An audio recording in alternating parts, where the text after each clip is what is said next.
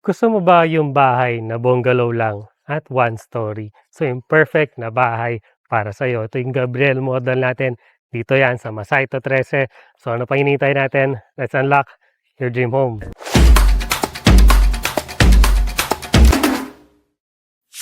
Living here at Masayto 13, everything you need is just in a short distance away. Less than 3 kilometers from your future home, you'll find major establishment like SM 13, Walter Mart at ang pamilihang bayan ng 13 Martires. Whether you're grocery shopping, running errands, or looking for a place to dine, it's all within the reach. Kapag kailangan mo naman ng healthcare, wala ka nang dapat ikabahala. Just few kilometers away, you'll find MB Santiago Medical Center and the Korean-Philippine Friendship Hospital. Both offering top-notch medical services. Para naman sa mga bata, malapit din ang 13 Martires National High School at ang New Generation International School, making your daily school runs quick and convenient. My name is Justin Spolenbergo, a licensed real estate agent, and today, papakita ko naman sa inyo isa sa model natin dito sa Masayto 13, yung bungalow natin na duplex, yung ating Gabriel model. So ito yung Gabriel model natin. Ang ganda niya, 'di ba?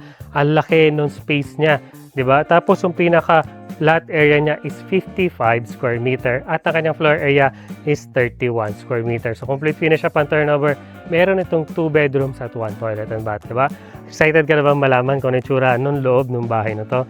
So dito naman, ito, pakita ko sa inyo yung actual turnover natin. So for the actual turnover natin, may space ka na maganda para sa parking ng kotse mo. So hanggang, yung property mo hanggang dito yung sa may firewall.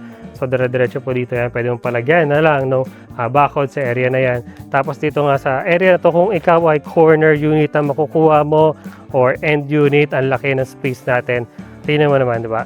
Kasya doon ng isang kotse mo at kasya pa ang isang kotse dito sa area na to kung corner unit yung pipiliin mo or end unit.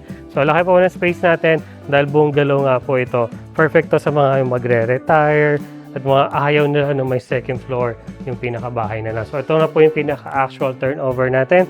So sa actual turnover natin, ang pinaka-pintuan natin is flush metal door na. Ang hamba natin dito is gawa na rin siya sa bakal. So ito na po yung actual turnover natin.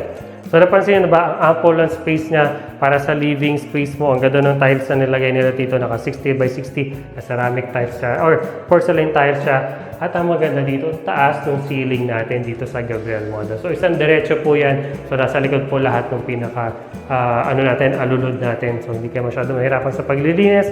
Tapos unahin ko na po yung area na to. Yung pinaka unang bedroom natin. Ito yung pinaka-unahan na bahagi. Yung bintana natin dito, naka metal encasement door siya, naka window, tapos naka grills na rin siya. So ang ganda ng space natin. Ample ang space. Ito yung maganda sa Masayto 13. Ang laki ng mga space nila para sa mga rooms. Tapos dito naman yung pinaka toilet and bath natin. So sa toilet and bath natin, ganda ng space na naka-tiles tayo, naka-ceramic tile. Kompleto tayo ng accessories, naka-toilet water closet, at meron din tayong wall hang lavatory sa area na to. Ang taas ng tiles siya, tapos meron na rin tayong shower head sa area na to. PVC na rin, by the way, yung pinaka-pintuan niya. So, iwas bulok. So dito naman tayo, ito na yung pinaka-second bedroom nyo. So, laki ng space niya. Ample din yung space niya dito. Kahit maglagay ka ng double bed dito or bunk bed sa area na to para sa mga chikiting mo. Ganda ng location. Mataas pa rin yung ceiling niya. Tapos yung pinaka-kitchen mo, nandito siya sa pinaka-likod. So yan, ito po yung pinakalikod na area. So ito na yung magiging kitchen space mo. So hanggang dito po yung property nyo, pwede nyo pa-enclose to. Naka-ceramic tile sa shop and turnover. Meron na siyang stainless steel na sink at may mga saksakan na rin sa area na yan. So doon naman tayo sa ating pinaka-model unit. So para ma-idea kayo kung ano yung tsura niya pag may mga gamit na. So diretso ko na itong video na to Diretso na tayo dito. Ito na yung pinaka-ating model unit. Ayan. So, sa model unit natin, ang ganda ng pagkagawa nila. Ang ganda ng space natin para sa dining as well as the living space, di ba? So, ang ganda niya. Ample yung space natin dito. Pwede mo lagay yung pinaka-TV mo sa area na to, di ba? Ganda niya. So, dito naman tayo sa pinaka-unang bedroom. Yung pinaka-master bedroom na unahan ko na. Pinaka-master bedroom na agad. So, laki nga po ng space niya dito. Ample yung space natin. Ang laki ng higaan na nilagay nila. Double frame bed. Ang nalagay nila dito, ample space dito sa gilid, pwede ka pa maglagay ng mga cabinet sa area na to. Ganda, diba? So dito naman sa ating common toilet and bath, so wala naman sila masyadong ginawa, nalagyan lang na syempre ng mga accessories ng ating mga shower curtain. Yan, diba? Ang ganda niya. So, ang ganda nung pagkagawa ng space nila dito. Dito naman tayo sa ating bedroom para sa mga chikiting mo. So, perfect tong location na to para sa kanya. Ang ganda pa rin ng space, diba? Kahit maglagay ka ng bunk bed dito, pwede pa yan.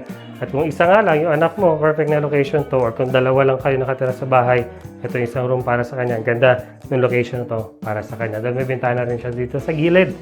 So, dito naman sa kitchen, wala naman sila masyadong ginawa sa kitchen.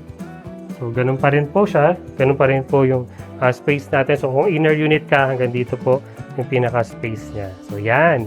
Ayan na po yung napakabilis na house tour natin dito sa Gabriel Model. So, punta tayo sa part na gusto mo malaman yung presyo ng bahay na to.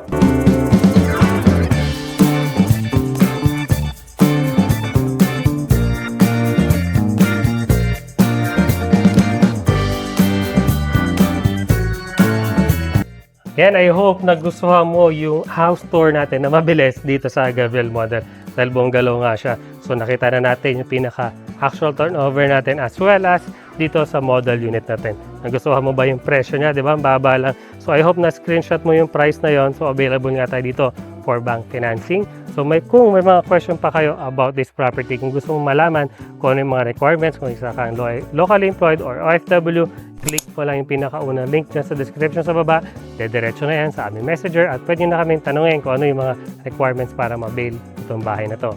I hope you like this video. If you like this video, please leave a like, share this video, and subscribe to my channel. We're also on other social media like Facebook, Instagram, and TikTok. Thank you so much for watching and see you on the next one.